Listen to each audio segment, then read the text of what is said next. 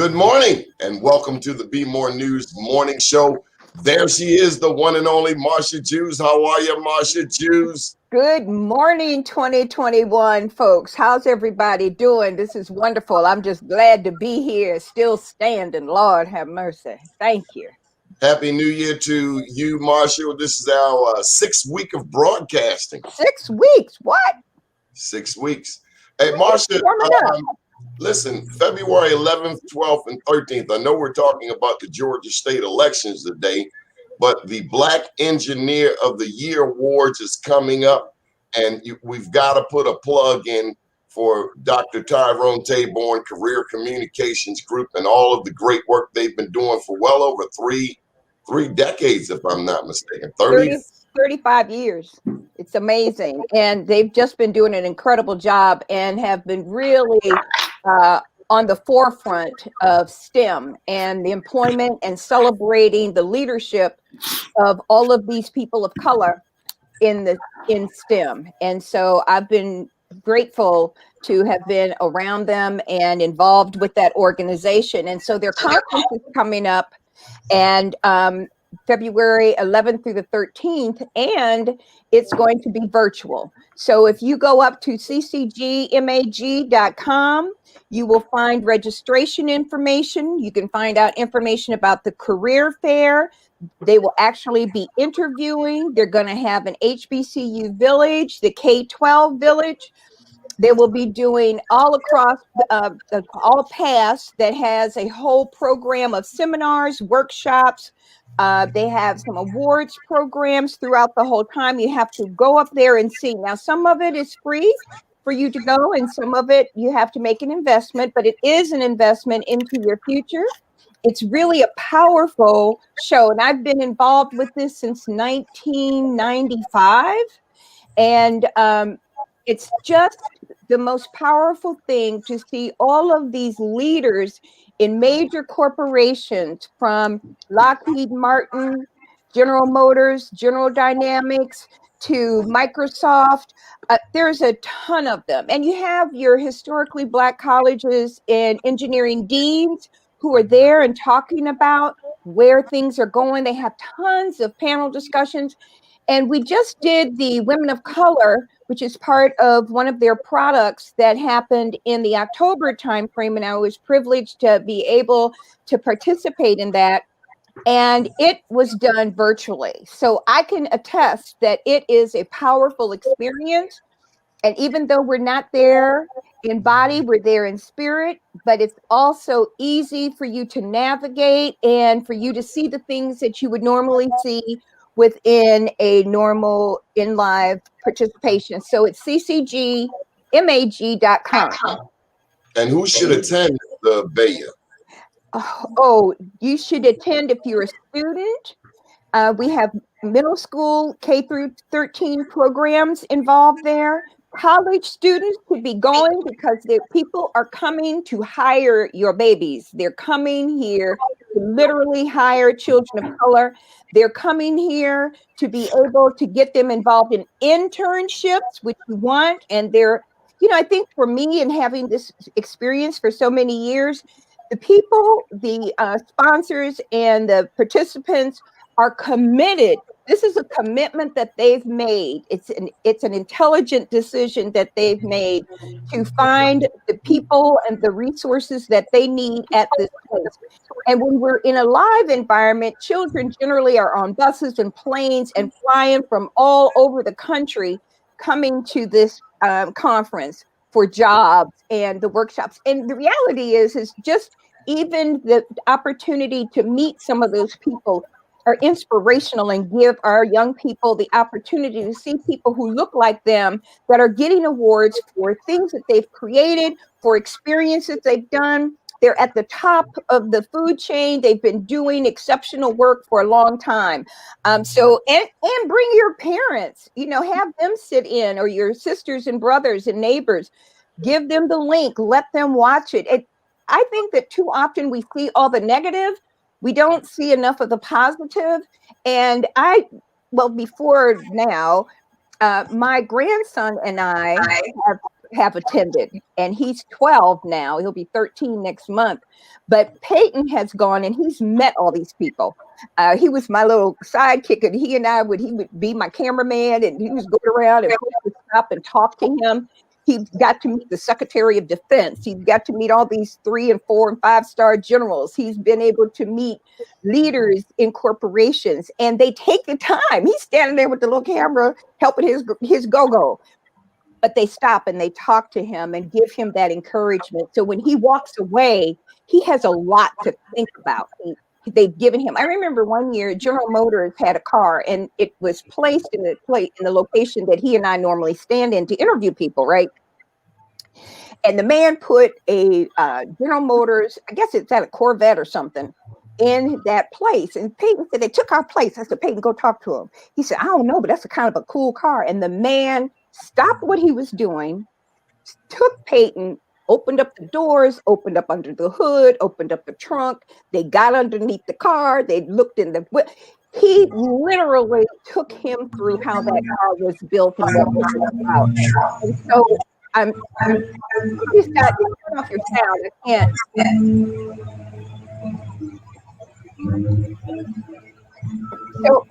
So what is really interesting is that it took the time for him to learn. So anyway, ccgmag.com. And I would ask that somebody turns off their volume when somebody's speaking, because I can hear your background noise.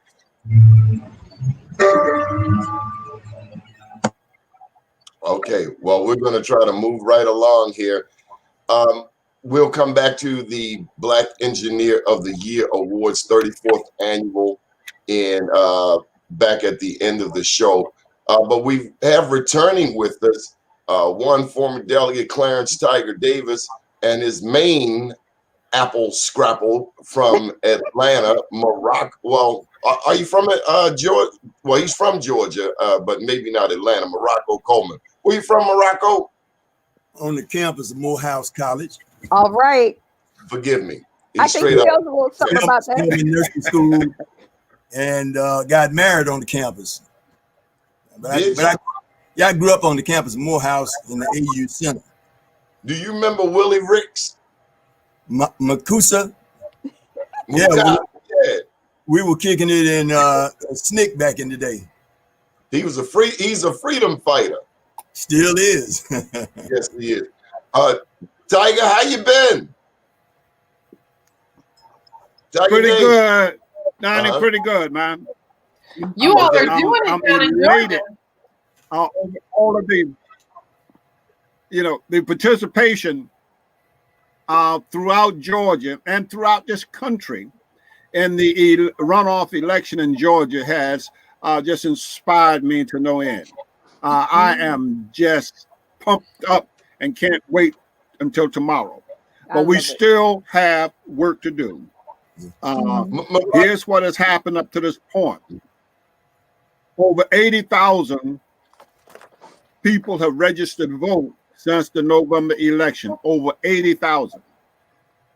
At this particular point in the early election, there's been over 3 million people voting in the early election.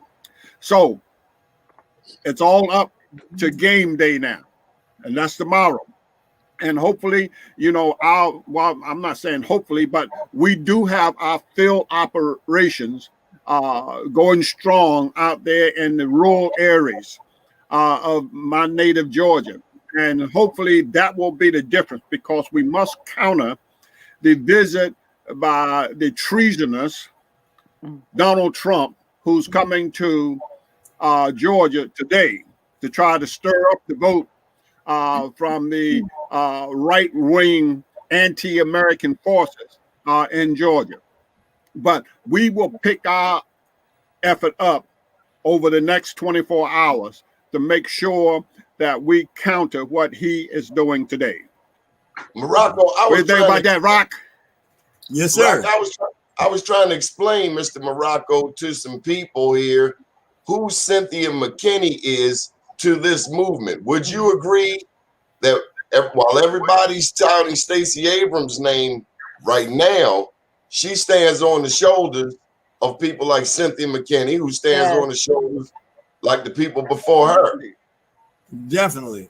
Cynthia McKinney, her dad was state representative, I believe back when you were in school at Morehouse.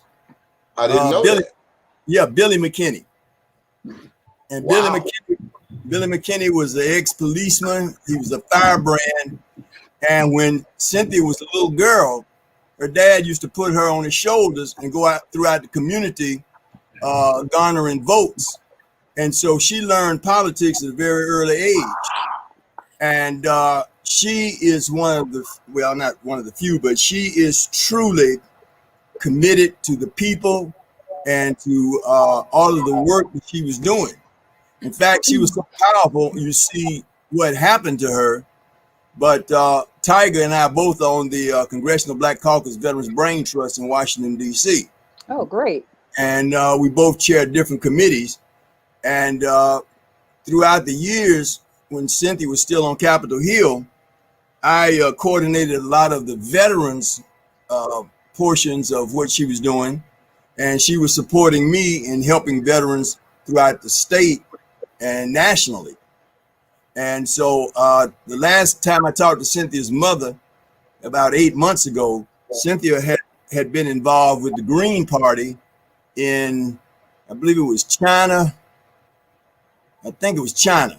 And they ran her for president of the United States. So, yeah, definitely Cynthia McKinney laid the foundation for individuals like Stacey Abrams to now come and take it to the next level. Full circle. Okay, I got a curveball coming for you right now. Now, Neil, where were you born? So I was born in South Africa originally, but I don't know if you knew this about me. I am actually partially a Georgia guy. I graduated from the University of Georgia, and I still have family in Atlanta. And I'm very connected still with the community there. So I have been following this election very, very, very closely. That's wonderful, Neil. My parents, in fact, let me ask Neil something, if you don't mind, Donnie. What's that? Yeah, let me ask Neil something. Neil, let me ask you this.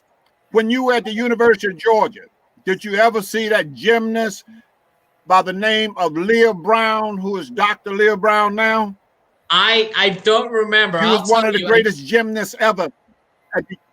I was more of a football guy than a gymnast guy at the University of Georgia. Remember Champ Bailey? Yes.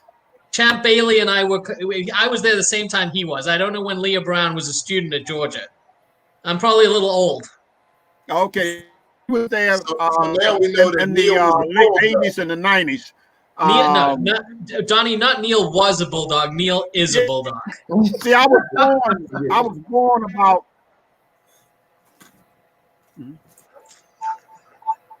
Neil, I was born in Washington, Georgia. Georgia. You know, right down the road from Athens. That's where I was born.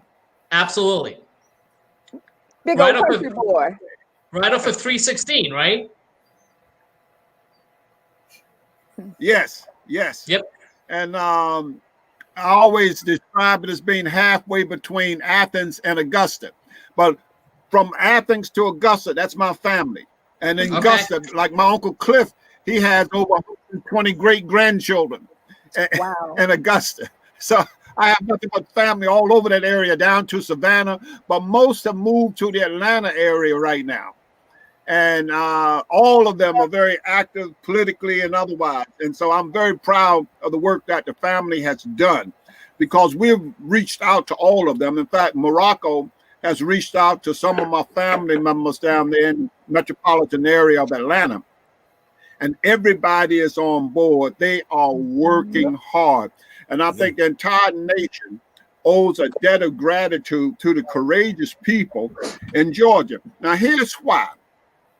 In some of the rural areas of Georgia, and even in the areas right outside of Augusta, there are armed militia groups who are riding through in pickup trucks, threatening the community.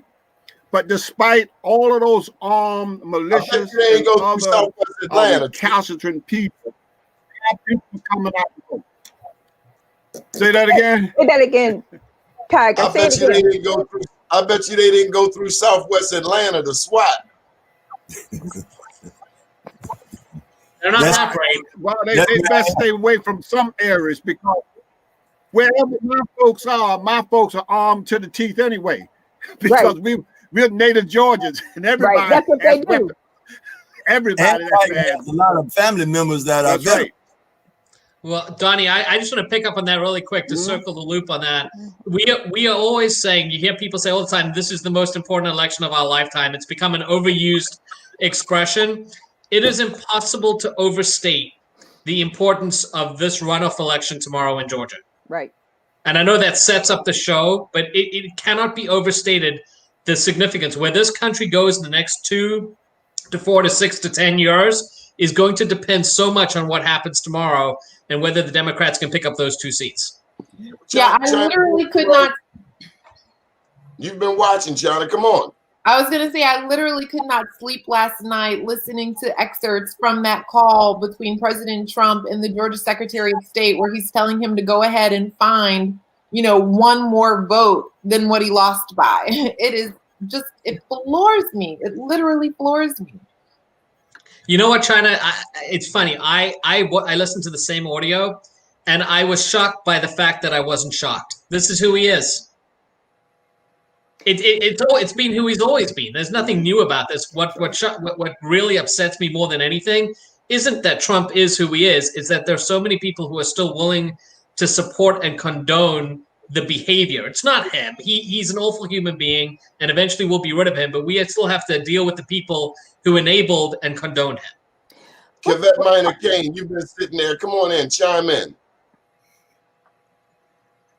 Oh, I'm just picking up on you guys' conversation. I have some family myself in Georgia, but I'm not as familiar with the specifics of the politics. But I understand the gravity of the situation based on those 2 seats that you were talking about in Congress. Being able to shift the direction of this country right now is so absolutely essential. I spent my weekend watching videos about the new coronavirus vaccination and kind of taking notes on that. And, and that is a critical point for, where some decisions are going to need to be made, even on the federal level. And even with the level of the lack of responsibility that the creators of that vaccination are being charged with for the side effects that some people may suffer, as a result. I feel like, this is so far beyond where we were when Obama was in office, because he put in so many fail-safes in place to make sure that we would not even get to this point, and then all Trump did was come in and dismantle everything. And so here we are. And so now there's a big mess to clean up, and we've got to make sure that the folks who are in those offices are supported in their efforts to now clean up the mess, because they're not going to be able to do it alone. Morocco, there was a gentleman, since we talked about the CDC and you referenced Morehouse, wasn't there a Morehouse man that worked for the CDC that ended up in the river? This is about a year and a half ago. Yeah, vaguely I remember that. He was missing. Up and coming young man, and he turned up missing. And to my knowledge, they were looking at some people that were close to him. I didn't follow it any closer after that, so I don't know what the outcome has been. But I will check it out and let you know what I find out. Oh, well, while we got you, Morocco, what is the significance of this election to you? To me, it's very important for the reasons that have already been stated. But for 30 years, I was on the executive board of the Atlanta branch NAACP, where I chaired the Armed Services and Veterans Affairs Committee. And there was a guy that was from Atlanta in the AU Center. And back in 1960 to 64, he organized Clark, AU, Morris Brown, Morehouse, the Gammon Theological Seminary.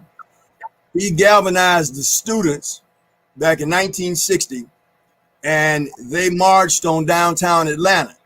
They were successful in integrating Rich's Department Store, Lane Bryant, Davidson's, every major business up and down Peachtree Street. And many of those people stayed involved in the civil rights movement. So the guy's name is Lonnie King, and he and Dr. Martin Luther King were very close during that movement time. So Lonnie moved, he was a moving shaker in DC. He moved back to Atlanta about 15 years ago. Lonnie was a researcher also, and he said there are 600,000 people registered in the state of Georgia that are not voting. He says we can turn this state blue. And so that was his big push for many years. Now, he died about 4 years ago, but up until the time he died, that was what he fought for, and that was his mantra. And so in memory of Lonnie and his efforts, and watching him become somewhat of an architect to what Stacey Abrams again was able to stand on somebody else's shoulders, she took some of the diatribes of Lonnie King and others, and as you've seen, she was successful. Yeah. And so so Lonnie King efforts are very important to me. And then when you look at the state turning blue, I watched it with a different mind's eye, and it was fantastic to see the momentum and then for it to finally happen. And right now, as Tiger stated, there are over 3 million people that have done the early voting. And all of the feedback that I get is that the Democrats are looking real good on this, but we can't stand on our laurels. We still have to roll up our sleeves even further and become more involved here in these last few hours and last couple of days. Morocco, have you heard about this Sharice Reyes, who was part of the Delta Sigma Theta? And she went around the state and identifying students or young people who had just turned 18 and got them registered to vote. Vaguely, I've heard something about her. Sorry, this is Neil. Marsha, you raised a good point, because I had a stat that I read this morning that I wanted to bring up. Since the general election in November, there have been 112,838 voters in Georgia who did not vote in the general election. Okay? They voted early or absentee. Of that number, that's 112, almost 113,000. Of that number, 30% are between the ages of 18 and 29, and 40% are Black. That is almost 113,000 people who did not vote in November, who voted early, and who are young and African American.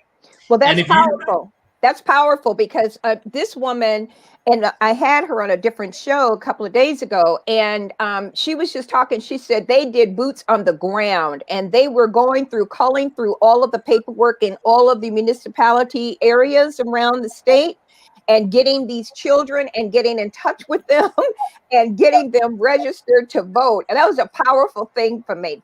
First of all, that you would even decide that, to think about it. And second, that you would do that research and that follow-up to make that happen. Yeah. Tiger, how apropos is it? Well, let me say this, Marsha. Yeah.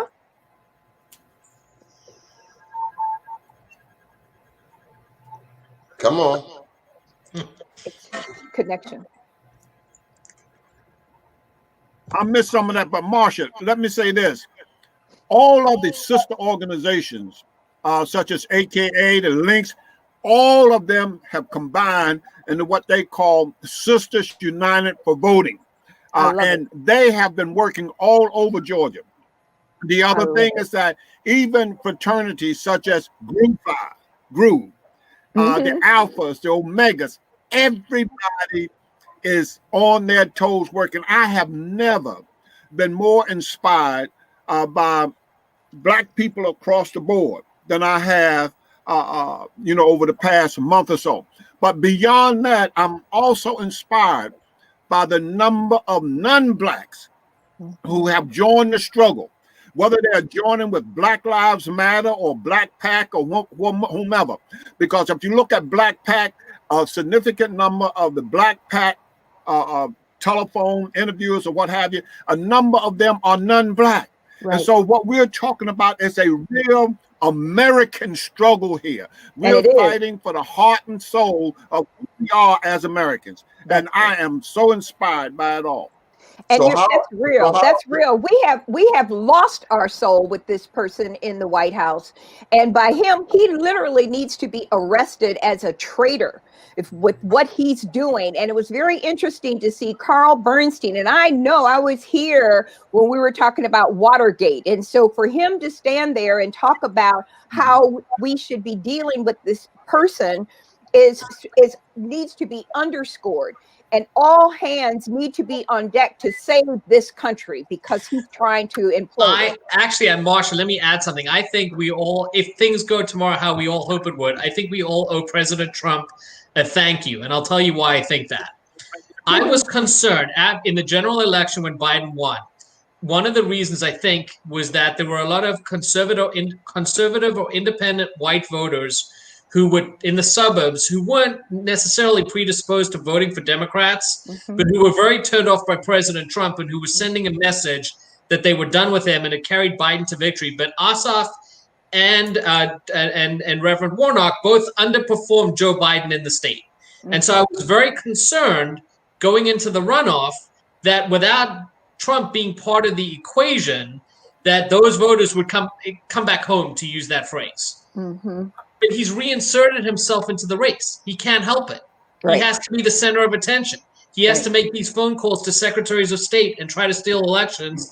And he has to have these crazy lawyers out there with ridiculous conspiracy theories that are depressing their own vote. So my initial concern, I think, look, don't get me wrong. I'm going to be concerned until the results are certified because, but I feel much more optimistic now than I did coming out of the general election.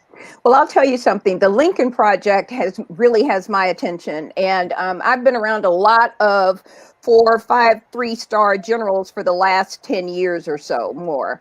And when generals in the Department of Defense are sitting there talking about the person that is sitting in the White House, and they're together against that leader, when you have staunch Republicans in all of these communities in high-level leaderships that have formed an organization, the Lincoln Project, to work against Trump, when you have the people and the citizens and the leadership in the state of New York who are ready to put the man in jail,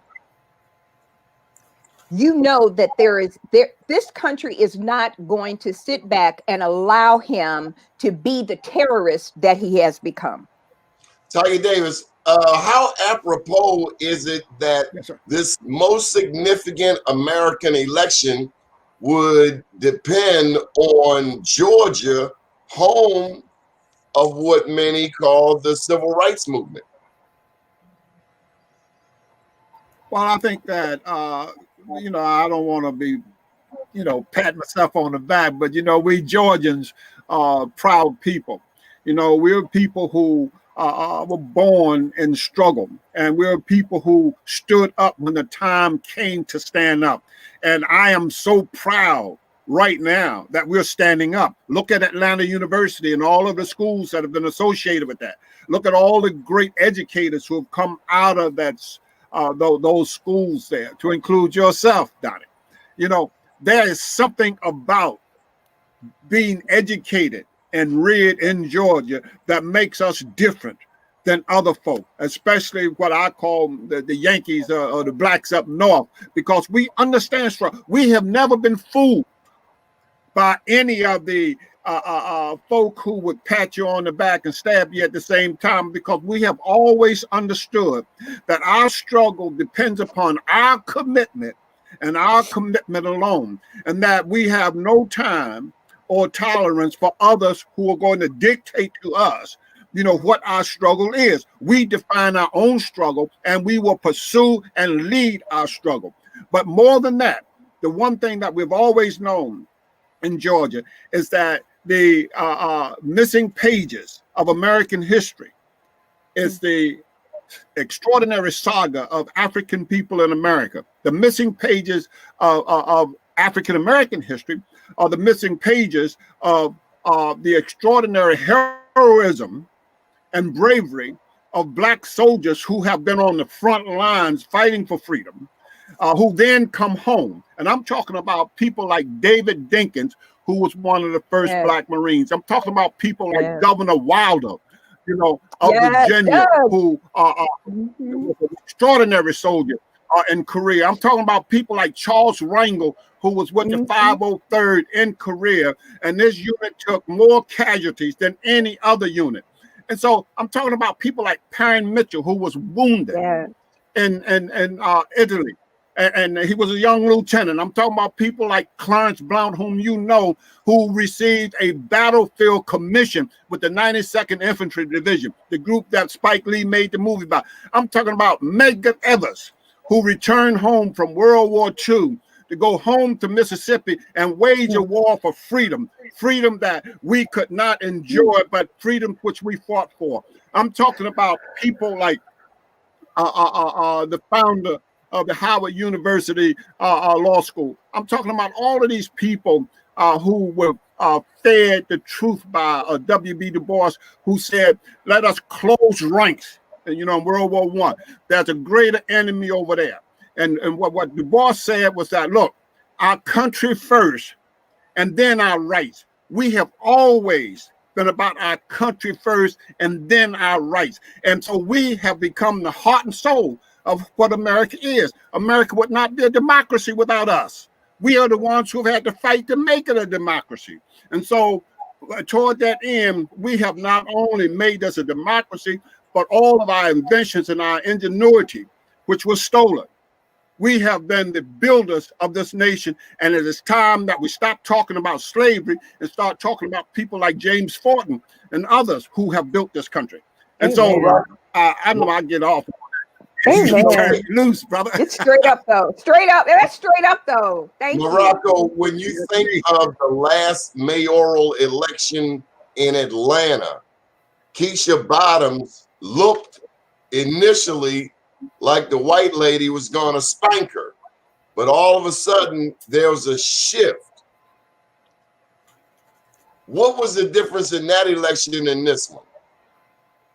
Because now everybody's on point and early. But back when Keisha Bottoms was running for mayor, I was worried she was going to lose. It was close, but there were people involved in her campaign that were also involved in the campaign before hers. The young man that was Mayor Kasim Reed, he defeated the woman's name is Norwood. He defeated her by about 700 votes.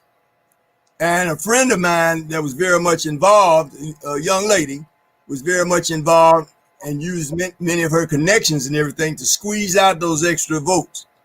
The same thing happened on the next go around when Keisha ran. Keisha's mother grew up 2 blocks from me. And as Tiger was mentioning these individuals that went to war, came back, that's a lot of the story of Atlanta. Many of those guys came back from World War II. I grew up in friends' houses, and it was like when I was in my 30s before I realized that my buddy's daddy was a Tuskegee Airman. Wow. They didn't talk about it. Wow. The 92nd Infantry that Tiger was talking about at Fort Huachuca, that was the Buffalo Soldier, the more modern day Buffalo Soldier. So these are the individuals that came back with those GI Bills and built up Southwest Atlanta, where I live now. And the businessmen, the Herman Russells, the Pascals, I'm sure you remember Pascals, and these people built the foundation, and I grew up with many of their kids. Well, they left us a legacy And it was a legacy where, boy, you better not mess this up. Right. So they gave us a foundation, and I'm very proud of my city and very proud of my native Atlantans and those who have moved to Atlanta that have embraced the cause. So Tiger, here's my question to you on a follow-up. Well, let me say something, Johnny. Yeah. Johnny, can I kick in something here? Because I want to talk about Morocco for a minute. You know, Morocco was dropped in Vietnam with the first Cav, right at that first Tet offensive. They caught all kinds of hell, and he was lucky to survive.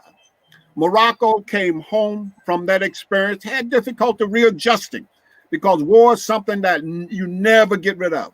But Rock came back and wrote a book, Full Circle. And that's a story of his struggle in Vietnam and his struggle for readjustment when he came home. Then he was employed by the Georgia Department of Labor, I think it was, but it was Veterans Employment Services. And Morocco went out into the hinterlands of Georgia to include the prisons to help veterans readjust and to civilian life and bridge that gap between decadence and progress. And so that's who Morocco is. And Rock, I'm gonna tell them who your grandfather is. Morocco's grandfather is the Morgan Freeman character in Driving Miss Daisy. That's his grandfather, right? And I checked Morocco out when he was up there on Broadway with James Earl Jones when they did the play up there, and he paid homage to you and your father. So I'll never forget that. But we have extraordinary veterans who understand what freedom and democracy is, and we will not give it up once we have put our lives on the line for freedom and democracy. And we're standing on the shoulders of our fathers and our uncles and our aunts. And I say that because, look, women have played a significant role. If you look at World War I, the United States would not allow Black nurses into the United States Army. So our troops who were in France had to rely upon white French nurses to care for them when they became ill, whether it was from the pandemic or whether it was from wounds in combat, because white nurses would not touch a Black soldier. So we were left to depend on others to take care of us. Now, fast forward to World War II, the Tuskegee Nurses, Tuskegee trained those nurses, Howard University trained nurses or what have you. And those sisters were all over there with us. But not only that, the 6888, the Postal Service Unit, which handled all the mail for Europe, which had a great impact upon the morale of our soldiers. You know, they are being honored now. And we're working hard to get them the Congressional Gold Medal because our sister warriors must be recognized. And I won't even talk about all those sisters that was in Vietnam, right? But look, our sisters have been there with us all the way. They have cared for us when we come home. Let me shift to the day. I tried to say that, Johnny. In Georgia, we appreciate that historical. That's important. In Georgia, Morocco, there's an expectation, particularly in Atlanta, that Black people are going to run it, Black people are going to own it, or at least Black people are going to be the manager inside of it, the business, whatever it is. But Tiger, here in Baltimore, oh Lord, a 9-1 Democratic town, where we have the majority of the Black elected officials, it hasn't that economic empowerment has not translated, has not parlayed from all of that political power. Why? What's there wrong? You go. What do that is because. What do they understand? Because they don't understand here. Well, the people in Atlanta understand truth and reality. Here in Baltimore, what has happened is we have had Black leadership that follow the leadership of the reformers or what have you. You know, for example, politics has always been about who gets what, when, where, and out.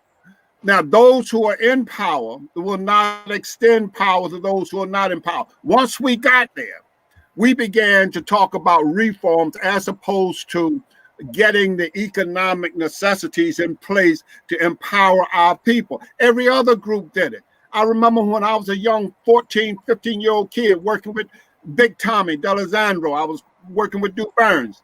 And what they told me then was that one day down in City Hall, a lot of these seats are going to be whites.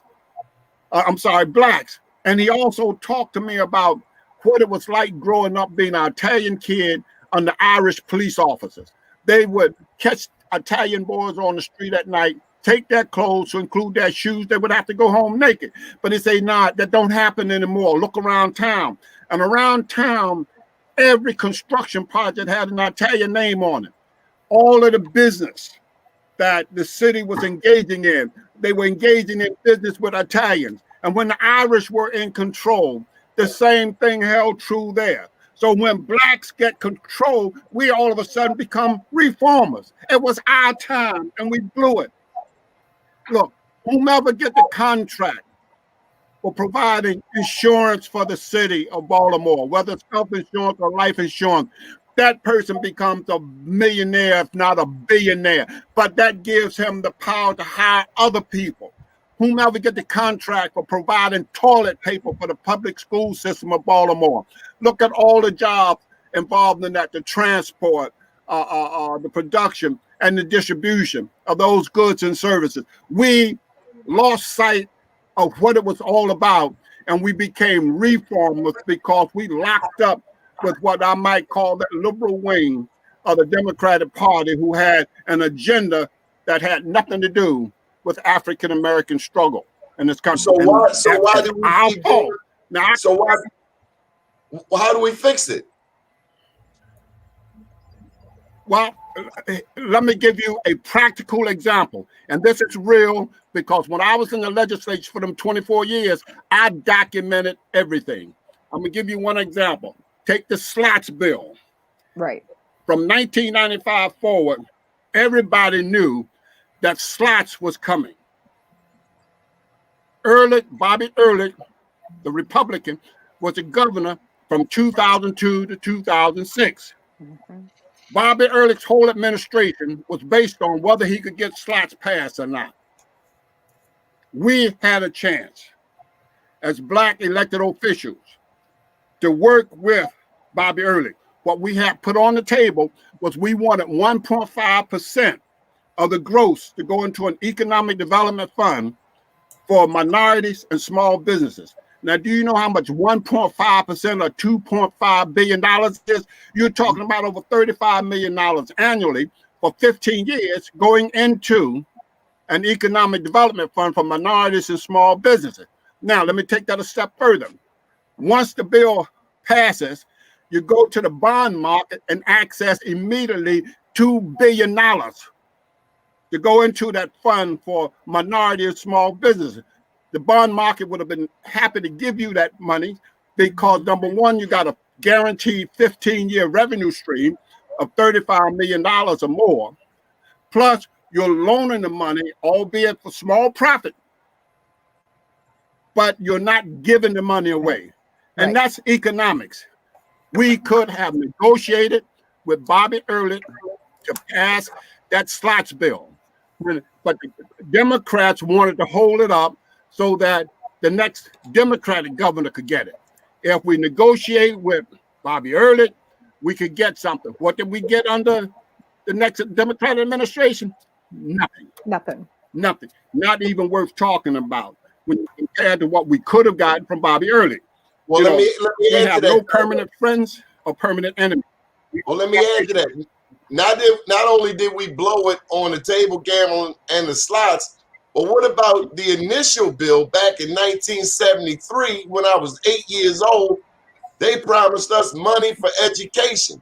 Since 1973, $14 billion has come through that Maryland State Lottery. Got a new baseball stadium, a new football stadium, but we got classrooms with icicles on the windows in the winter.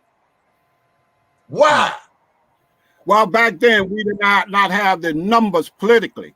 We have the number. We had the numbers from 2000 forward politically to get done whatever we wanted to get done. If you look at the House of Delegates right now, we should not have to bargain for the money for the HBCUs for the past discrimination, because we got the muscle, we got the numbers to get it done.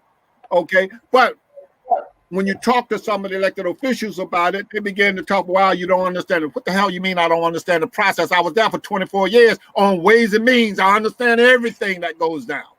And see, so what we have is too many people trying to be intelligent as opposed to being politically astute, because politics, once again, is about who gets what, when, where, and how. And if you got the power, you're supposed to use that power to get what you need for your community. And we have not done that. We have tried to be good Democrats as opposed to good Black politicians. And that's the problem. What should we do right now? What should we do right now with the new body of elected officials? What should be happening? We got a new mayor. We got a whole bunch of new other people. What should we be doing? What should their focus be, Tiger? I know. Hey, Tiger, remember you had a dog, and your mom didn't want you to have a dog. They put the dog in the car and take the dog for a ride. Your name ain't Tiger. For a ride like that loose dog. All right, look, here's where we are. We got to stop blaming the politicians and blame ourselves, okay? Because first of all, the politicians work for us. We need to organize our community, come together, lay out what the agenda is, and we tell them this is what we want. And if they don't get it, then that's the yardstick by which we measure. But what happens is we elect people and put them in office, and we don't give them an agenda to follow. We're supposed to control our politicians, but we have to have an agenda in order to control them. Okay, and the problem is with us because we don't. That we need to empower people, educate, and make sure that our businesses are thriving. What are you talking about? I mean, I agree with Ty. Am I muted? I agree with Ty. I agree with Delegate Davis on this. We don't have an agenda. We don't have an agenda right now. 43% we do have an agenda. We've been telling them for years. There's no agenda. There is no agenda.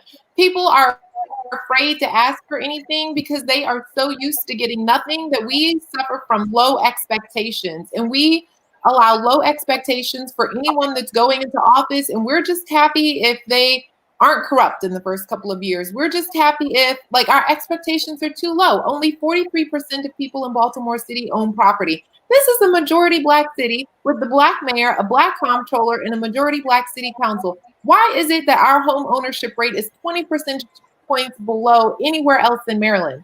We should be upset about that. But we are not. Let me answer that. They get in there and they forget. Well, people have to have real jobs, and they have to really be able to, and real education. So you sit down and you can talk about all of what people should be doing, but if you don't have the basis in order to get to a position where you're thriving and you have a community that is in helping you and looking at how you can be the best that you can be. And it's we don't hold them accountable, Martha. We don't hold them. You're absolutely right. That's why we have just what we have right now. And we have people who have been in there self-serving. Hey, Morocco, tell me about Maynard Jackson. Who was he to Atlanta? That's a whole nother conversation. Maynard was the first Georgia, though. He was the first mayor. One of the advantages of being that first mayor, everyone was galvanized behind him. Yep. And that's serious too. That built that foundation. Mm-hmm. And we really didn't have to hold him accountable because he from Jump Street, he was accountable. Right. But it sounds like that you all need to put your own people in there. Mm-hmm. Start grooming some people. Right. And take some folk there from their community that are movers and shakers and about the people, and get behind those kind of individuals and put them in strategic positions. But you have to be strategic in order to get to that. You have to be strategic. They drink the Democratic Kool-Aid and they forget. That's what happens. They drink their Jim Jones juice and they went in talking about, I'm for the people, I'm for jobs, I'm for employment. And next thing you know, they become the Democratic elite. I'm Delegate so-and-so. Find your own people. We have Well, our no, own people in there, that's but why they the don't. reason it To was- Delegate it was- Davis's point, they don't understand the economics. They're not curious about how the markets work. And once people get in there, to Donnie's point, what they care is about, securing their fiefdom. And Well- and it's no longer, people aren't willing to risk their reelection on making really bold things happen. So I would love to hear someone say, you know what, I'm going in today. In 4 years, the home ownership rate among African Americans in Baltimore City is going to be 7 percentage points higher, 5 percentage points higher, and then make a plan to get there. And like But you're talking about Marshall, home ownership. People are leaving here. People who own homes are leaving because of the crime and because of the taxes. So you can't talk about That's home right. ownership when people are owning homes that can't even be here safely. And you can't we really have to talk about home owning ownership. homes if you Otherwise, don't they have will an continue educational to system go. and Because accommodates what talking their about home children ownership need. makes then people focus on crime and taxes. Unless there is a goal with regard to the outcomes, we will never be able to adequately and properly We have address the homeowners means here. that will get us There are there. homeowners here. We There are have crime and homeowners here. taxes because we don't talk about home ownership and we don't care if our people own. But if we care if our people own, then we're going to say, what do we need to do? Okay, we need to address the property taxes. People can't afford the monthly payment. We need to address the crime. Here's what we're going to do. We're going to have citizen watch patrols. We have protests in the streets. Let me stop you there. We're going to have protests in the streets about violence in our neighborhoods. Right now on home ownership, everybody's talking about this. On crime, they're pushing the consent decree. I personally think it's a joke because the police, ever since 2015, have taken a knee. In my neighborhood, they sell coke, dope, and Ready Rock in front of the police. I saw a dude Saturday sniffing dope in front of the police. Right. But you got people that have come on this show and say the consent decree works. I'm just wondering in what world, in what universe? In another universe. And it's not here. Like you all have a fiefdom there where you've got, and I've seen it in some other places, where you get people in office, they become compromised. You thought they were one of the team. Right. And they got in there and they were knocked upside the head and said, now look here, if you play ball with us, we can do this for you and do that. And so they take the bait. And it sounds like this is systemic. And you're going to have to get, first of all, some knowledgeable people, like you're talking about finance, et cetera, et cetera, et cetera. You've got to get knowledgeable people. And then secondly, you got to get some people, man, that got heart and gusto and don't give a shit. That's right. That's exactly right. I mean, and when you talk about Maynard Jackson, and we were talking about this a couple of days ago, and they're of my period, Maynard Jackson, you're talking about Washington, D.C., Marion Barry, you're talking about Tom Brady out in L.A., you're talking about Harold Washington in Chicago, you talk about Coleman Young, you're talking about all those people at that time in New Jersey. Those brothers were not playing, and they turned those cities around. They knew what they were doing. They galvanized those communities, and they made it happen. And I know that for a fact because I was involved and I was living it. And so when you sit down and you talk about what do you need, what's already here, and how do you build on that, and how do you get the people who really need to be in office opposed to having some little popularity contest, and bring in the people who know how to do the hard work and roll up their sleeves, and they're not afraid of nothing, and they have a mouth that they can speak, and they need to tell the truth. People don't want to hear the truth. Okay, you see why I'm rolling, I'm getting wound up now. Miss Marsha, who is that person for you? Who is not in politics right now in Baltimore who needs to be? Who? I'm saying it one more time. Who is that person for you? I should be your mayor. Other than Amen. Amen. I agree. Donnie. Who should be in politics right now in Baltimore City but is not? Who No. We should take not entering the call. We should take all politicians and take them on a retreat. Miss Marsha. We ought to put them, take them on a retreat. Just like, anyway, Morocco, let's get your final thoughts. We don't want to waste Okay, you behind Mr. Donnie Glover on that one. I'll let you go. Morocco, your final thoughts. My final thoughts is what you all are talking about is maybe when you say, well, who is it? Who should be in politics? It's not there that we know and whatnot. It might be that unknown variable. You've got people there, but nobody is stepping to them. Nobody's bringing them an agenda. Nobody's showing anything. For instance, if I was there and I was interested in becoming in politics there, I would have to, first of all, see a cadre of people that you all have gotten together, like yourselves and whatnot, that can come and tell me, like, okay, we got your back if you're willing to step to it, et cetera, et cetera. Because it sounds like you're going up against a machine. I love a good fight like that. You know, I'm going up against fear. Morocco, we are going up against fear. Fear of power. Yeah. Well, see, you got who has the fear? The politicians with me, man. It's like you find some of those veterans there. You find some of those veterans like a tiger. You know, find those individuals, man, that know what warfare is and don't give a flip about you can't scare me. By any means necessary. Exactly. Those that have been, those who have borne the battle. Those who don't walk in fear. That's who you want. The first thing is to find you some individuals there that are first qualified, that are knowledgeable, and ain't scared. Okay? You talk to those individuals. And of like minds, then you find others that relate to them or on that same wavelength, and you bring those people in and groom them and make them aware of what they're going up against and build a coalition behind them and be ready to go to war, because this ain't no joke here. When you start talking about politics, you're talking about finances. So that finances keep the drugs in the community. Yes. Keep the cops putting something in their pockets to turn it up. Okay, so you got to go up against something. That's what happened here in Atlanta with Imam Jamil Alameen, who used to be H-Rap Brown.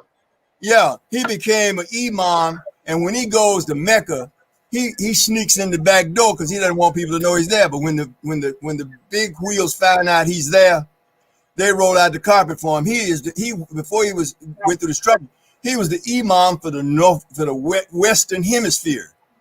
This brother carried power, and in that community, not far from where I live, there was drugs, prostitution, everything right across the street. The kids couldn't go to the park there, right in front of the place. He cleaned that area out.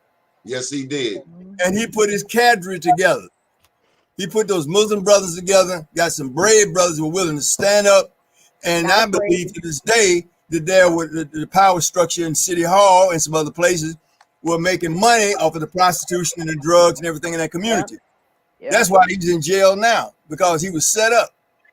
But when you get some good people that can't be compromised and give them the support that they need and let them step off into battle. And it is war, but you got to be a 4- or 5-star general running it. You can't be sitting there and it's not for the faint of heart. Right. Tiger, your final thoughts today? Well, my final comment is what I always tell my students. I always tell my students that politics is simply civilized, organized warfare. And if you look at it from any other perspective, you are dead in the water. That's real. That's it in a nutshell. Morocco, Tiger. When I got to the Black Caucus, I testified before the House Subcommittee on Oversights and Investigations. They were trying to fire me on my job because I was doing it too good and I was helping too many brothers from under the bridges, crack houses and whatnot. I'd go up under there and get them. And I'd get them to the VA. And I'd get them benefits. I'd get them a check coming. But they didn't want these dirty, broke down, nasty veterans from under the bridge sitting up in that office all day waiting to see Coleman. And they knew that if they wait all day, I'm going to take care of them. Right. And they were willing to wait it out. But so now I end up testifying before the House Subcommittee, before Maxine Waters, Charlie Rango, Sonny Montgomery Kennedy. And I said, man, I got nothing to lose. And I told him, I said, my superiors and commissioners and deputy commissioners, they're misappropriating the federal money that you send down for us veterans working through that Labor Department with veterans programs. Maxine Waters said, just a minute, Mr. Coleman. Now you're telling this subcommittee that the money we send down, your superiors and commissioners are misappropriating. That's what you're saying. And the audience said, oh man, she can jack this brother up. And I said, Madam Chairman, perhaps I misspoke. She said, all right, and then clear it up. And I said, yes, Madam Chairman. I said, perhaps I misspoke when I said that they were misappropriating the funds. She said, I thought so. Now, what do you want to say? I said, they're not misappropriating the funds, they're embezzling it. Yes. I said that all heck broke loose. They were bringing gavels and trying to get order. After that, Congressman Charlie Rangel told me that I was now the national chairman for Black Veterans Employment Training nationwide. I've been on that board since 1992. Right. But Amen. being a rookie, stepping out there on the hotline, not knowing what was going to happen. I love you, Morocco. I had no choice. I was in the heat of battle. So people like Clarence Tiger Davis looked around, said, come here, son, let me talk to you. Okay. Tiger pulled me under his wing, dropped some knowledge on me, introduced me to some heavy hitters. I galvanized those heavy hitters, and they introduced me to other people. And so to this day, Tiger and I still tight, and I owe quite a bit to Tiger for the things he did to me. Right. That's the same kind of thing that you do when you find you don't need a general. I was just a sergeant, but hey, if I'm going into battle and I know what the battle is about, I've got support there, I'm good to go. So that was my approach to it. It's simple, really. It's got some difficulties to it, but it's basically simple. You got to be, you're paying taxes and you're not getting your money's worth. Right. So somebody owes me and I'm gonna make them accountable. And so I make other people realize that they're being taken also. And then when you start making people aware and bringing that knowledge to them, that helps to galvanize, what that next thing that you need to step to. Hey, Morocco, let me just leave you with this. My landlord down there in Atlanta was Cleta Winslow. I think she's one of your councilwomen now. Cleta and I work very closely together. I'm also on the Mayor's Veterans Commission. Good and deal. Cleta, before I moved about a mile and a half away from the home house where I am now, Cleta and I go all the way back to the 60s. And I've been helping her throughout the last 10, 15 years with veterans issues in her district. Yeah, she's a good friend of mine. I'll tell her that. Good deal. We thank you for joining us today, Morocco. We're going to close out. Marcia and I's got a little promotion due, and then we got to go around the horn. But thank you, and thank Tiger Davis, and we wish the absolute best for Reverend Warnock and for us tomorrow. Prayers. Donnie, I need to get in touch with you so I get the information from Tiger. Yes, sir. Yes, sir. Delegate, thank you for joining us. Neil, I'll be in touch with you. Everybody. I need to talk to you, Tiger. All right, call me. I'm going to call Neil. I'm going to get Neil's number from Donnie, but we'll be in touch. Great meeting, everybody. Thank you very much. Thank you all. Come on now. Thank you. Right. Okay, Neil, you want to go ahead and put a plug in for yourself? I will. Thank you. Can I just say one thing really quick? I was listening to the conversation. I'll make this very brief. And sort of to tie the two things together, I keep thinking about, what we're talking about is empowerment of the community and how impactful that can be in strength in numbers. And I look back to something that's going on a macro level across the country. And I'm looking at Georgia specifically, but also South Carolina, and the power of the African-American community and its ability to impact things on a macro and a global level. Joe Biden won the state of Georgia for the first time a Democrat had won Georgia in 30 some years, largely on the strength of the African-American community. And I want to go back to the Democratic primaries because I think this gets forgotten. Joe Biden was dead and buried after Iowa and New Hampshire. He was done. He has a bad showing in South Carolina, and he is out of the Democratic primaries. And Jim Clyburn stepped up, endorsed him, rallied the African-American community, and largely off the strength of that, you can go back to that moment that was the catapult that ended up with Joe Biden about to take the oath of office. I think that a lot of times people in the African-American community underestimate the extent to which, as a community, they can impact national and local politics. And I think it's a mistake to do, and I think there are some very good recent examples of the power and the impact the community can have. And I think it's important certainly this panel understands that, but I think it's important for people generally to appreciate that the community is not powerless. There's tremendous power. They effectively are responsible for Joe Biden about to become the next president. what we have failed to do is to negotiate our ask, our want. You get what you negotiate. So yeah, we help get people in the office, but we fail to have an ask, right, China? That's absolutely right. And it's not just even having an ask, because the thing is that our expectations are too low. So even when we come up with the ask, it is too small, and the ask that we have is not enough to meet our needs. As African Americans, we need to be homeowners. We need to have wealth that we can leave to our children, and that then those children can leave to their grandchildren. We need to be able to be healthy.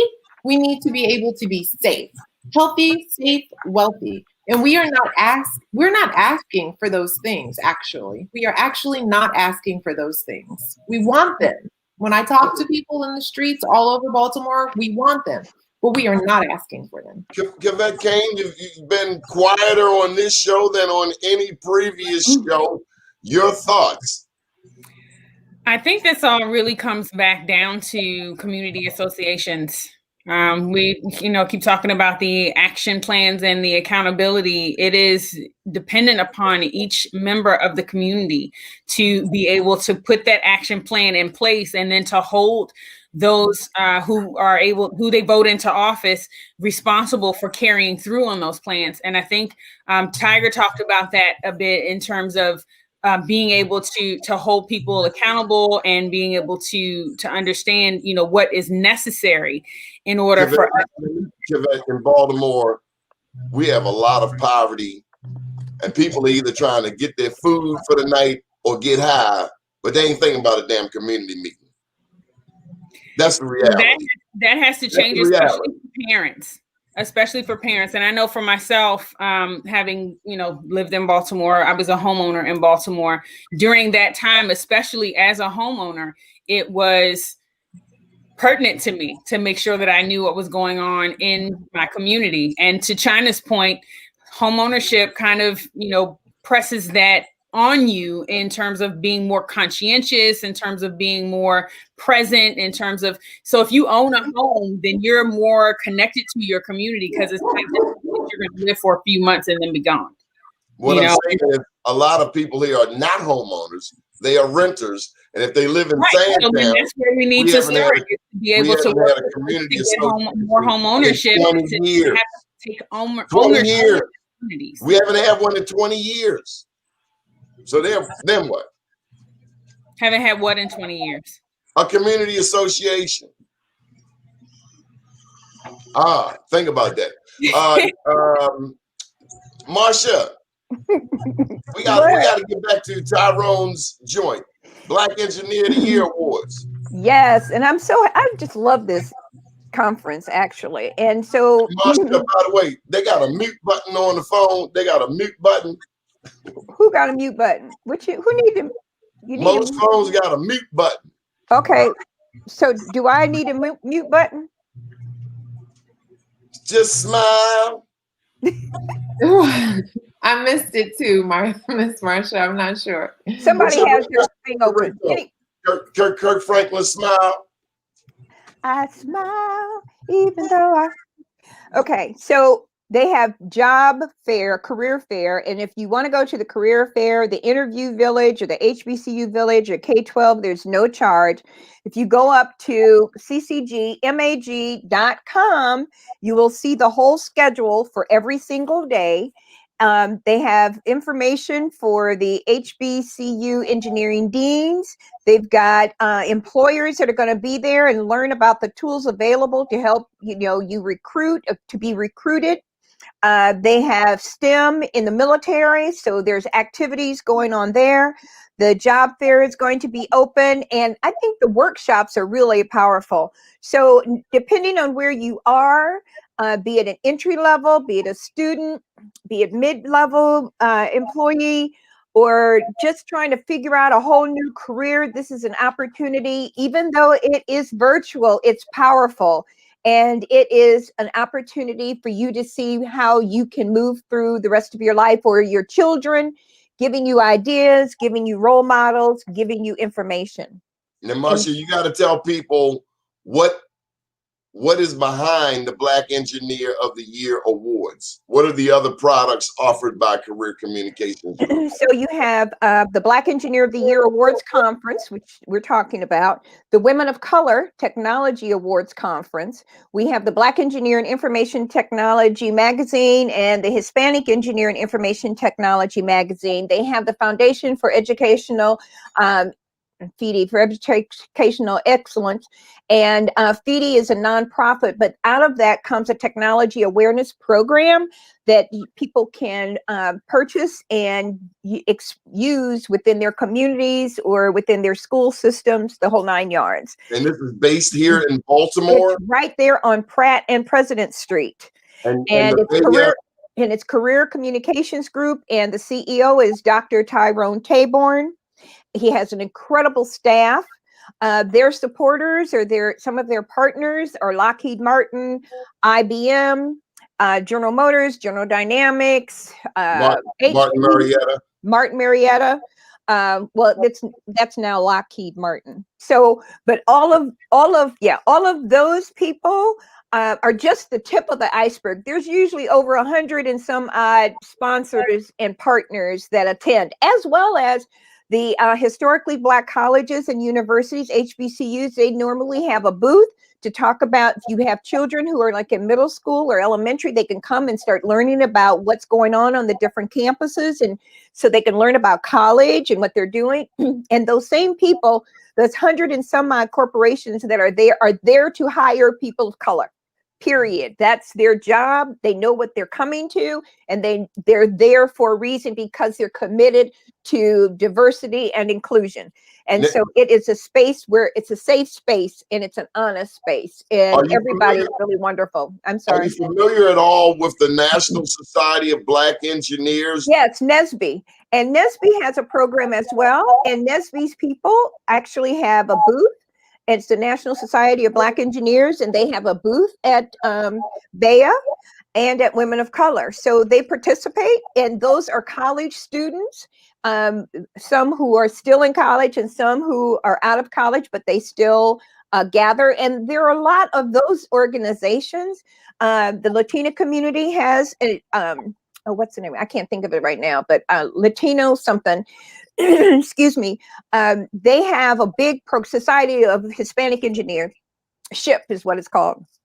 And so when you sit down and you look at all of these different entities participate in the Black Engineer, and they're all about the empowerment and employment and the education of our people. And if the industry is looking at technology having a priority, and all of the different levels of management and actual engineers, this is a place to be. And it's a place to learn, to sit into workshops that people are telling you about the things that are moving, up to the forefront, the priorities for these corporations. And we're not going to get that anywhere else. You're not going to pick up the Baltimore Sun and find that information, or the Afro-American newspaper. You need to be there, and you need to subscribe to those publications. Now, Marcia, they had this conference here in the city of Baltimore for its first 25 years. Yes, and then they left and they moved to BEA moved to Washington, and they were there for a while. Then they moved to, they moved to Philadelphia for a while. Then they moved to Washington, but they're coming back in the next couple of years. And we're really excited about that. The director, the president of Al Hutchinson, was very instrumental in working with Dr. Taborn to coordinate that. So that's going to happen. I think it may be 2 years before they come back. I'm not sure exactly. I'll find out. I wish they never left Baltimore. Well, the infrastructure and the leadership in this town didn't appreciate what they had. And Huh? Don't get me started. The leadership. You've got the leadership. Well, first of all, first, second, third, and fourth, and fifth of all, the Black Engineer of the Year Awards Conference happened in February. That's Black History Month. That's the winter. All of those hotels were filled. All those restaurants, all those stores anywhere near the In convention a center. slow month. Talk about an economic development program, and you don't want to do what you need to do to make it stay here. See, China, this So when is you where start talking about Baltimore leadership or has lack no common thereof, sense. it has to do with what kind of vision you have as a leader. If you call yourself a leader, but you don't know how to lead. And How so do you 25 years. move that? And we're talking about the chairman. And I was the president of the company, the chief operating officer and associate publisher at that time. Black engineer brought the chairman of the board of General Motors, General Dynamics, Lockheed Martin, every major corporation in this world, global businesses, would bring them to that award ceremony and they would give out awards. Chairman, CEOs of multi-billion-dollar corporations were in this. China, how many multinationals do we have in Baltimore? Well, we have None. corporations that are multinational, but I think the number that we have companies that are multinational, but what we don't have are Fortune 500 companies. We have 0 Fortune 500 companies. But anyone can do business in England and do business here and then say that they're multinational. But what we need are Fortune 500 companies. China, you have an airport. You have the largest water port on the East Coast. You have trains. You have buses. You've got every source of major transportation in the world right here in Baltimore. Not having Fortune 500 companies in Baltimore City is a major missed opportunity. We have the sports teams, we have the airport, we've got the port, we've got the transportation. This is a solvable problem. What we don't have is the business-friendly environment. What we don't have is the appropriate property tax structure. Corporations that need a lot of square footage, that have a lot of equipment, that keep inventory aren't going to want to locate here unless they get exceptions on the personal property tax, because why would they come to Baltimore and pay $5.50 per $100 of value on the personal property tax when they can be in Montgomery County, they can be in any other place in Maryland, and pay less than half that. We also had the Department of Defense, the Department of Interior, and all of those other government agencies participating in this, and the leadership from those organizations would be here. And it was affordable for people to come here and to bring their people. I can't see that. I can't read that. It's all blurry. But you're right, Ms. Marsha, you bring up such a great point. We have so many government organizations here, and typically where you have a lot of government funding, you also have a lot of tech. So in theory, structurally, everything is set up for us to have the corporations, the private businesses, the Fortune 500s at a much greater degree than what we have them. But a lot of people don't want to talk about it. But we don't have the tax structure that we need to have those people here, and the tax structure that we have. It's not just the tax structure; it's common sense. This article I'm trying to share says Canton restaurant temporarily closed in Baltimore, plans to move to county due to dining ban. We chase away business. Historically, not just the restaurants during COVID. There are a bunch of Radio 1. Radio 1 used to be right on St. Paul Street. They moved to Baltimore County. A bunch of hookah lounges. They left Baltimore City before COVID. Moved to Baltimore. Yeah, I'm not talking about what's happening during COVID. And I also think that what motivates, where a restaurant places its business is going to be a lot different than the analysis that a Fortune 500 company goes through. Those are just two completely different things. However, your point is exactly correct. We chase away business. We chase away business. We chase away business. We chase away business. Let me tell you this. If you can't manage your small blessings, how can you manage your big blessings? That's biblical. Well, anyway, any final thoughts before we close out for today? Neil, let's start with you. I love when Donnie goes biblical on me. I love it. Rather you than me. No, I think this has been an exceptional conversation. I just appreciate being a part of it and hearing the different perspectives. You always have such wonderful panelists, and you guys are fantastic. I'm just privileged to be a part of it. You want to put a plug in for Dubo Law? Sure. Start of a brand new year. Dubo Law is a personal injury law firm. We're based out of Pikesville for the next 26 days, Donnie, so you can keep calling me a Pikesville lawyer. Moving to Timonium after that. Take care of any personal injury or malpractice needs that you have, and there's no fee until there's a recovery, so there's no charge to any of our clients throughout the process, so no risk. Telephone number you can reach us if you have questions or you think you have a case is 443-275-6345. Good deal. Thank you. Maynard Kane. Yes, thank you so much, Donnie. The conversation here has been very enlightening and has given me quite a bit, as you've seen. I've been so quiet to think about and to contemplate. Well, just I mean, we've talked a bit over the last month or so about the workings of the city, and we've had, a number of different politicians come on the show, and they're talking about, accountability and being able to, put in action plans and things that they're actually going to do. But then looking at the reality of the issues that exist, I mean, it's where can the people, come to actually do something?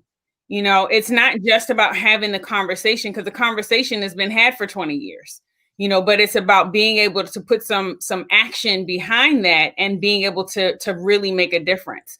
And I know for myself, I am a person of action. And so that contemplation for me is, well, what can I do? How will I be able to participate in providing an opportunity or a platform or, some support for, an organization to come together in our communities in Baltimore. My mom still lives in Baltimore, and, it's like, I think about, well, what is going on with the city and how are things growing? I know that since I've come back, I've seen the changes, because when I left, things were very different. And when I came back, I was like, oh my gosh, this is up and this is new and that's changed. And, all those things are different. So I've been able to see the progress, but only because I've been away for a minute. So the question is, for those who are here, are you still able to see that progress, and what kind of progress needs to continue to be made?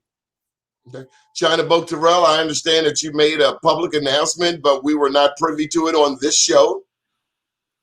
I made a public announcement on this show? No, you made a public announcement elsewhere. Oh, right. Yes, because I had to give this particular morning show props, and I wanted to make sure that people know that BmoreNews.com is out there. I mean, obviously, everyone knows BmoreNews.com. Who does not know Donnie Glover? But still, that when I'm places, if I have the opportunity to tell people, make sure you tune in, then I'm going to do it. And so that's what I did. Is that what you're talking about? No, China. Did you make a political announcement last week? Yes, I did make a political announcement last week. Marcia hit me to it now. But no, I mean, I didn't. So I did not make a formal political announcement yet. Marcia, did you make an announcement last week? Because she pussyfooting around. Now, talk to me, Marcia. She's ducking in on me. Here's the deal. Last week, I interviewed for the delegate position for District 40. And so that interview was public and televised. Televised meaning, on social media. And so by virtue of, applying for the vacancy for delegate to District 40, I also, of course, am running for that seat. But the official announcement has not yet happened in terms of the campaign making official announcement and issuing press releases. So we have not done that yet. But I definitely interviewed for that vacancy, and I did not get it, but the interview went very well, and I received an outpouring of support as a result of having done that interview. And so our campaign is just really excited. We've been pushing this since August, and knocking on doors and just listening to people and talking to people. And so there's always more to learn. And what I love is hearing people, because I believe that the agenda of the people has to prevail. You know, residents are already leading, and we need to get out of the way and let them lead and actually augment their work, make it bigger. That's what we need to do. I think what Donnie was talking about was the flyer, A New Baltimore, that you sent out with electronic media. Oh, got And it. so Yes. I forwarded that to him. So I got one. Make sure. So that every 2 weeks, I send out a little newsletter. And so my end of the year newsletter was for A New Baltimore. And one of the things that I really believe that we're not talking about, and maybe Donnie, we can do a show where we have more people in education on, but one of the things that we're not talking about is I think that teachers need to be in the first wave of vaccinations. There is a huge economic cost for the city for not having our kids in school. Huge. And I think that people aren't talking about it because no one's actually put a number on it. People haven't quantified it. But to have every single grade level, what? Would you send your child to a Baltimore City school right now in the middle of COVID? If it were safe, and that's the issue. We are not making the investments that we need to in order to ensure it's safe. So my child is 3. I don't have a public school option for my daughter at the moment. There's no public school option for her, maybe until she's 4. We tried to send her to Head Start, but we returned away from Head Start. So she is going to school right now in the middle of COVID, and has been going to school in the middle of COVID since July. And that's because the school where we have an opportunity to send her is doing all kinds of safety precautions. But that school invested in doing those safety precautions. And right now, as a city, we need to be thinking through how we can make sure that teachers in the first wave of vaccinations, how teachers can get hazard pay. And we need to be modernizing the ventilation systems at every single school so that these kids can get back in school. This is the economic cost of having an entire generation miss a year of school or more is going to be larger than any other economic. Good, China, but our elected officials and our public school officials, quite often their children do not go to Baltimore City public schools. Regardless of what school that they go to, the point is that I think anyone with children can appreciate that the kids need to be in school. So I'm not going to get into whether people send their kids to public school or not, because I personally believe that every child has a different learning need. And so we can't say that public school is going to fit every single learning need. And what did you say? If the school CEO kid is not going to Baltimore City public schools, I'm not inspired. Where does I don't know, where does her child go? I have no idea about where the Baltimore City Public Schools CEO is sending her child. What I do know is that we are missing out on way. Let's talk about that in an upcoming show. But don't tell me to send my kid to school where you won't send your own daggone kid. The kids just need to be in school, and they need to be in the classroom. What COVID-19 taught us. It's not safe. They said it right. was okay. What COVID-19 has taught us is that in-person, online instruction is inferior to in-person, and we need to make the investment to make it safe. We have to make the investment to make it safe. It is not safe right now. It's not safe for the teachers. They're not putting any money. There's not an investment into the educational system for our children. And until we as a community, part of our challenge as a city and as citizens, I don't care whether you rent or own, you have to really be involved in what is going on and how we select these leaders or lack thereof. And at some point, people will wake up and say, I'm tired of this and I'm not going to have it anymore. And we're going to identify those people who have the capacity, the intelligence, who have the inclination, who have the commitment and the love for the city and her people to change it so that there is equity that abounds and people can be empowered and it will change their lives. If you have 300 people who have been murdered already in this town, and what is the crux of all of that? Why are these children out in the street killing each other? What is going on and why hasn't it been abated? What do they need in order for them to do something different other than to have so much hate and so much pain that they want to kill somebody? There has to be somebody who is sitting up there in the city hall, in the police headquarters, who's interested in all of these community organizations. This, talk about warfare. The warfare is that we need to stop the murders in this town. It is out of control. And you want to know why there aren't a lot of homeowners here? Because they don't want their families living in all this madness. You talk about it's a jungle out here, and we're not changing it, and we're allowing it to happen. And we think that it's light and airy, and we have all these little cute things that we're doing, and there's nothing cute about people being murdered. There's nothing cute about people being hungry. There's nothing cute about people being homeless. There's nothing cute about any of this foolishness that's going on. And it's time for people to roll up their sleeves, get their hands dirty, get out in the street, figure out what is wrong, and make it happen and make a change. And all the rest of it is BS.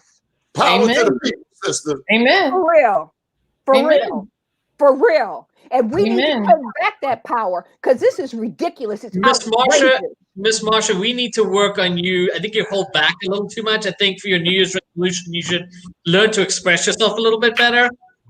Oh, I'm just warming up, Neil. You know, I was thinking, Marsha, we should do a live show from happy hour. Right. Oh, no, don't add alcohol. Oh, yeah. Come on. That works for me. Okay, we got to get up out of here. We do.